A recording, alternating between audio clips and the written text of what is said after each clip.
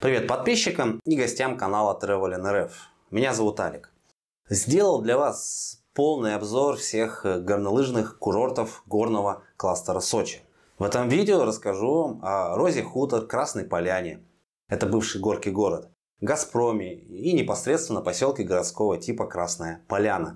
Не путайте с одноименным горным курортом. Этот обзор будет интересен не только любителям горнолыжного спорта, а еще тем, кто просто хочет отдохнуть в красивом месте и подышать горным воздухом. Да, еще расскажу о ценах на жилье в пик горнолыжного сезона. А перед тем, как начать, попрошу вас подписаться на мой канал и приглашаю зайти на наш сайт. Там есть множество предложений для отдыха. Ссылку оставлю в описании к этому видео. Хочу начать рассказ с курорта под названием Роза Хутор, потому что, по моему сугубо субъективному мнению, он самый интересный среди всех прочих. Курорт делится на две части. Я их называю нижняя и верхняя. Нижняя расположена на высоте 560 метров над уровнем моря, верхняя на высоте 1100 метров. Начну свой променад, разумеется, с нижней ее части. Отмечу, что Роза Хутор расположена, как и остальные горные курорты, в селе Эста-Садок. И тут могут возникать путаницы с названиями. Есть село, а есть горные курорты, находящиеся на территории этого села. Для начала, конечно, стоит сказать, что расстояние от аэропорта города Сочи до села Эста-Садок составляет 46 километров. Можно туда доехать на машине по прекрасному серпантину или на электричке «Ласточка». Ну что же, давайте погуляем по округе. Роза Хутор представляет из себя современный, как бы населенный пункт. Здесь много гостиниц разного ценового уровня и простых гостевых домов. Курорт раскинулся по обе стороны реки Мзымта. Как вы можете видеть, это большая горная речка, которая летом немного теряет свои полноводности, что характерно для южных рек. Есть здесь главная достопримечательность этого курорта – здание ратуши, где находится главная елка. На канале выходил ролик о праздновании Нового года в этом месте. Ссылка на данное видео сейчас появится в верхнем правом углу. Посмотрите после того, как смотрите это видео.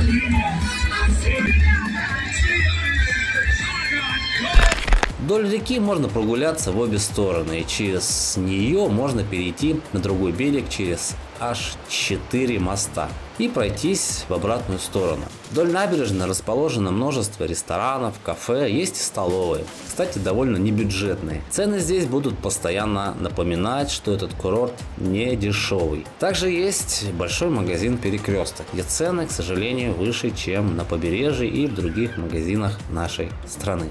Из развлечений на Розе есть казино. Вы, возможно, помните, что в далеком 2006 году в России ввели 4 игровые зоны. Так вот, одна из них находится в Сочи. Ёбаный рот этого казино, блядь. Также можете посетить этнографический музей «Моя Россия».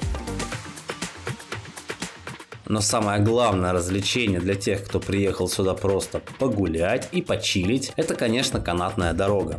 Она, кстати, работает круглый год и даже летом. Я лично поднялся наверх по канатной дороге Олимпия. Их здесь несколько, я имею в виду канатных дорог. Виды с нее открываются просто потрясающие. Вообще максимальная высота, на которую она вас поднимает, это 2320 метров. И это смотровая площадка Роза Пик. Стоимость скипаса, это билет на канатку, не дешевая, как и все здесь, 5140 рублей. Действует билет весь день. Но если вы не лыжник или сноубордист, подняться все равно туда стоит, потому что виды здесь потрясающие. Первая остановка на высоте 1100 метров и переход на следующий уровень под названием «Заповедный лес» находится в горной Олимпийской деревне. Это как раз переход на следующий уровень. Здесь расположено множество отелей, ресторанов, кафе, и можно тоже провести время, погулять, посетить Родельбан, тюбинг, детский горнолыжный клуб и небольшой зоопарк. Посмотрите, какие здесь виды на Кавказский хребет. Кстати, сюда можно доехать и на машине по качественной дороге горного серпантина и полюбоваться на незабываемые виды из автомобиля. На въезде в Олимпийскую деревню есть бесплатная парковка. Если вы захотите заехать на территорию деревни, то придется заплатить за парковку 2000 рублей. Это за одни сутки. Для гостей отелей деревни стоимость парковки будет 450 рублей. А теперь давайте узнаем цены на проживание в Розе Хутор на февраль 2024 года. На сайте Суточно.ру я нашел 288 вариантов размещения. Самые недорогие варианты — это, конечно, хостелы за 2600 рублей. Далее от 5000 рублей идут отели, и цены, как вы можете видеть, достаточно динамично растут вверх. А самый дорогой вариант, который я нашел, стоит, барабанная дробь, 70 тысяч рублей. Вот как-то так. Ну а я продолжаю изучать другие горные курорты города Сочи. Можно, конечно, заказать такси с Розы Хутор и объехать их все, но я предпочел прогуляться по красивой набережной вдоль реки Мзымта, которая выведет меня к двум другим горным курортам. Это Газпром и Красная Поляна, бывший горький город. Прогуляться по набережной очень рекомендую, вам это понравится. Если вы, как и я, вышли с Розы Хутор, то первый горнолыжный курорт, который вы увидите, будет Газпром. Это в месте падения реки Лаура в реку Мзымта. Да, по дороге рядом с Розой, на другом берегу реки Мзымта, вы увидите канатную дорогу Альпика, принадлежащую также Газпрому. Ну а я повернул к реке Лаура и иду в сторону курорта Газпром. Сама по себе территория курорта небольшая, гораздо меньше, чем территория Красной Поляны или Розы Хутор. У Газпрома есть две станции для подъема на высоту 1660 метров и 2256 метров. Это Альпика, о которой я уже упоминал, и Лаура. На канатную дорогу можно приобрести прогулочные билеты за 1800 рублей или заплатить 2450 рублей за обе вершины. Но этот билет, конечно, не для катания. Для катания нужно приобрести ски-пас за 3350 рублей. Я данными канатными дорогами не пользовался, мне хватило Розы Хутор. Я лишь в этот день посетил развлекательный комплекс «Галактика». Но перед тем, как туда зайти, можете прогуляться по территории небольшого парка, разбитого возле комплекса. Стоит сказать, что комплекс расположен в живописной долине на высоте 540 метров над уровнем моря. Его площадь составляет 50 тысяч квадратных метров. По сути, это самый обычный комплекс. Сейчас в больших городах нашей страны они растут как грибы. И если более 10 лет назад он бы вас удивил, то в 2024 году уже, конечно, нет.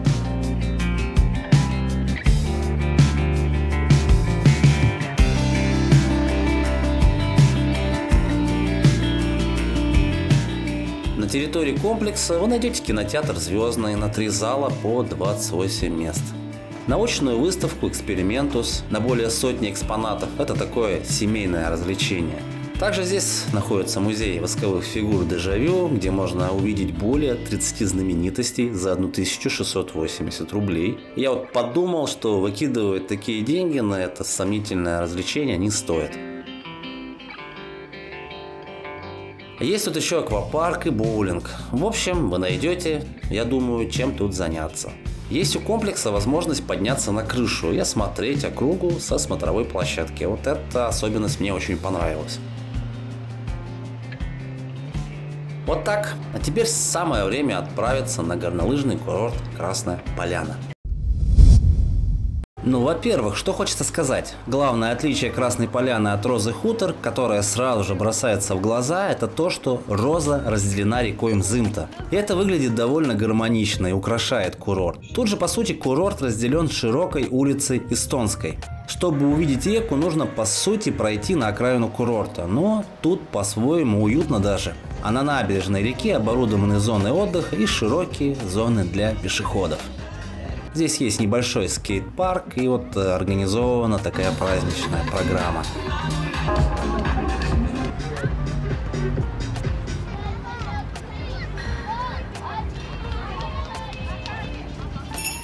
Давайте для начала все-таки немного истории. Расскажу, как все здесь возникло. В 2001 году в Сочи было учреждено открытое акционерное общество «Красная Поляна». Первоначально его учредителями выступили частные инвесторы и администрация города. А в 2009 году четверть акций приобрел Сбербанк. Основная цель этого места – это реализация задачи по созданию всесезонного центра «Горная карусель». Это еще, кстати, одно из названий нынешней Красной Поляны. В 2007 году становится ясно, что Сочи станет в скором времени столицей зимних Олимпийских игр 2014 года. Поэтому в начале 2010 года началось возведение проведения главной медиа-деревни предстоящего события. Это был Горький город. Проект был подготовлен российскими и французскими архитекторами. Характерная его черта – продуманное взаимодействие всех архитектурных объектов с природной средой. Горький город – первый курортный объект в России, созданный по стандарту БРИАМ,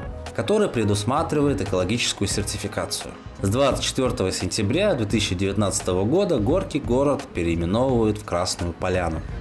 Красная Поляна – это по сути первый курорт, который вы увидите по дороге из Сочи. Курорт и в наше время продолжает развиваться. Его инфраструктура, я думаю, сможет удовлетворить запросы разных групп туристов с разными финансовыми возможностями. Ежегодно здесь отдыхают сотни тысяч людей, и до 24 февраля 2022 года приезжало много зарубежных гостей. В принципе, как и на Розе, здесь много дорогих ресторанов, недешевых кафе. Есть, кстати, неплохие столовые. Мне, например, понравилась столовая Ем и Ем. Но ценник там, как вы понимаете, будет все равно выше, чем в других столовых. Есть на курорте и ночные клубы, и даже 2 казино.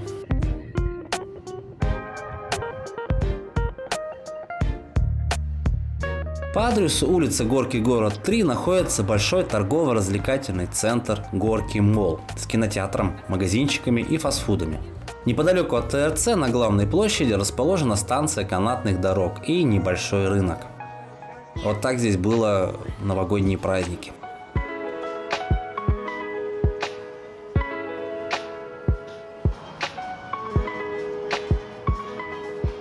Билеты покупаем здесь за 2350 рублей, если вы, как и я, приехали просто прогуляться. Есть еще, разумеется, дневной скипас за 4600 рублей, если вы приехали сюда кататься на лыжах или сноуборде.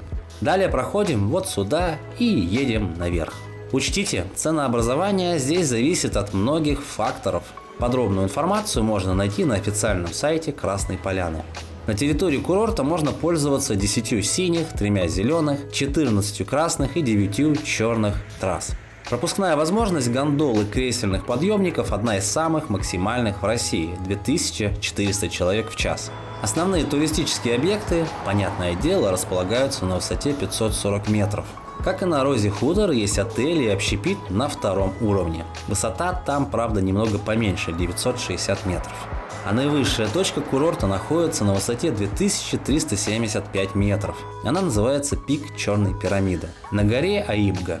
А на высоте в 2200 метров вы сможете посетить ресторан «Вершина». Средний чек там 2200 рублей. Отличительная особенность Красной Поляны – это 3 цирка в верхней части гор. Там снег держится дольше всего, поэтому курорт закрывает сезон в середине мая. Сравнивать цены на жилье курорта Красная Поляна и курорта Роза Хутор я не стал, так как разница там по деньгам плюс-минус одинаковая. Вы сможете найти множество хостелов, бюджетных гостевых домов и небюджетных гостиниц. Гораздо, пожалуй, будет интереснее глянуть цены в поселке Красная Поляна, куда, собственно говоря, я сейчас и еду.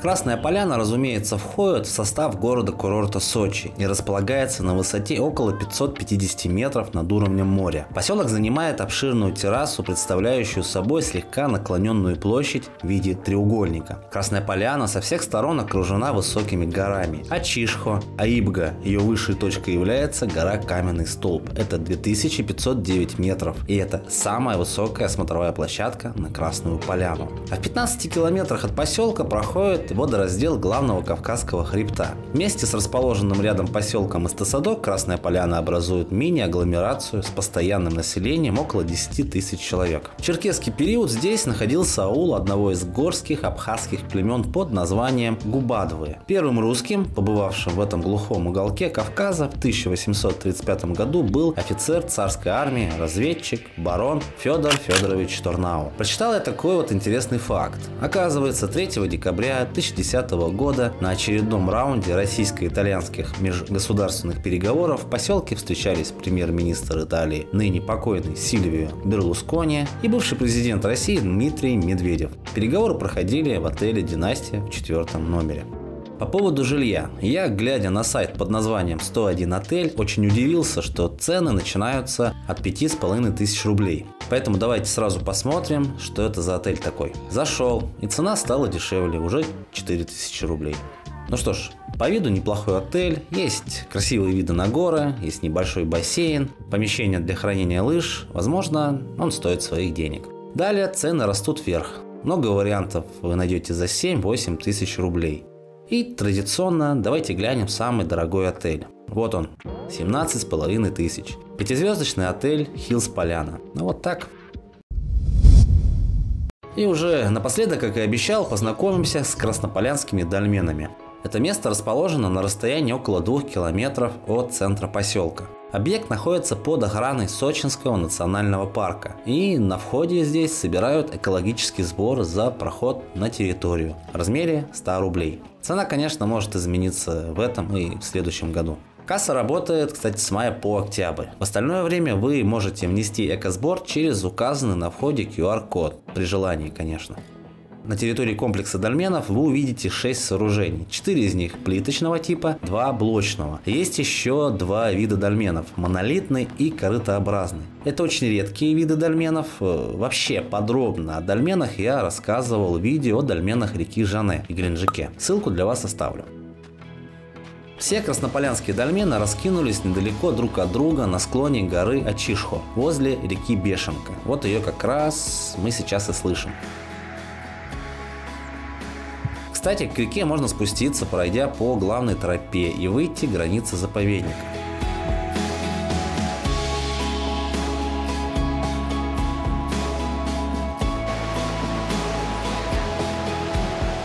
Сегодня здесь очень снежно, а территорию зимой не чистят, видимо. Поэтому ходить здесь тяжеловато, и некоторые дольмены завалены снегом. Кстати, эти дольмены обнаружены в 1968 году, совершенно случайно. Они открылись после сошедшего оползня. И еще такое вот наблюдение. Сочинские дольмены значительно меньше по размеру, чем другие, которые я видел, например, геленджикские. Ой, девушка, здравствуйте, такая неожиданная встреча. Как вам дольменчики, расскажите? Маленькие, милые.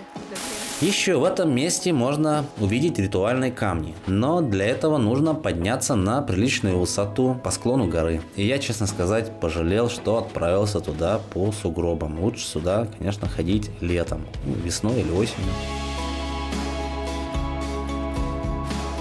А так подниматься по снегу, чтобы увидеть вот такой камень, ну, такое вот сомнительное решение.